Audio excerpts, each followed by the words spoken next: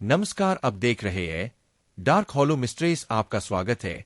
Hindi horror story. आज की कहानी मेरी जुबानी। रात का समय था। आसमान में बादल छाए हुए थे और हल्की हल्की बारिश हो रही थी। दिल्ली की सुनसान सड़कों पर एक अकेला ऑटो रिक्शा धीमी गति से चल रहा था। ऑटो रिक्शा चालक रमेश, जो अक्सर रात की शिफ्ट में काम करता था, थकान महसूस कर रहा था। उसकी आंखें बंद होने लगी थी, लेकिन अचानक उसे सड़क किनारे एक महिला खड़ी दिखाई दी। उसने सफेद साड़ी पहनी थी और उसके बाल भीग रहे थे। रमेश ने सोचा कि शायद वह किसी मुश्किल में है, इसलिए उसने ऑटो रोका और पूछा, कहाँ जाना है बहन जी? महिला ने बिना कुछ कहे ऑटो में बैठते हुए सिर्फ एक अजीब सी दिशा की ओर इशारा किया। रमेश ने चुपचाप ऑटो चालू कर दिया और उसकी बताई दिशा में चलने लगा। रास्ता और भी सुनसान होता जा रहा था।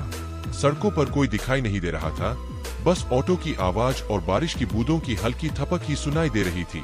थोड़ी देर बाद रमेश ने पीछे मुड़कर देखा तो वह चौंक गया। वह महिला अब वहां नहीं थी। ऑटो खाली था। उसके शरीर में ठंडी सिहरन दौड़ गई। उसने सोचा शायद उसकी आंखों ने धोखा खाया हो, लेकिन तभी उसे किसी के हंसने की हल्की आवाज सुनाई दी। रमेश ने जल्दी से ब्रेक मारा और ऑटो रोक दिया।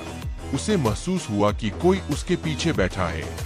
जब उसने पीछे देखा तो वही महिला उसके ठीक पीछे थी, लेकिन इस बार उसकी आंखें पूरी तरह से सफेद थीं और उसका चेहरा खून से सना हुआ था। रमेश के शरीर में जैसे जान ही नहीं रही। वह चीखने की कोशिश करने लगा, लेकिन आवाज उसके गले में ही अटक गई। महिला की हंसी धीरे धीरे तेज होती जा रही थी और उसका चेहरा रमेश के और करीब आ रहा था। रमेश ने डर के मारे ऑटो छोड़कर भागने की कोशिश की, लेकिन उसके पैर जैसे जड़ हो गए थे।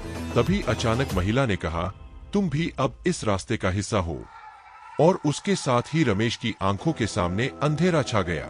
अगले दिन सुबह उस सुनसान सड़क पर एक खाली ऑटो मिला। ड्राइवर का कहीं कोई अतापता नहीं था और ऑटो में एक पुरानी गीली सफेद साड़ी पड़ी थी। लोग कहते हैं कि उस सड़क से जो भी गुजरता है वह फिर कभी वापस नहीं आता।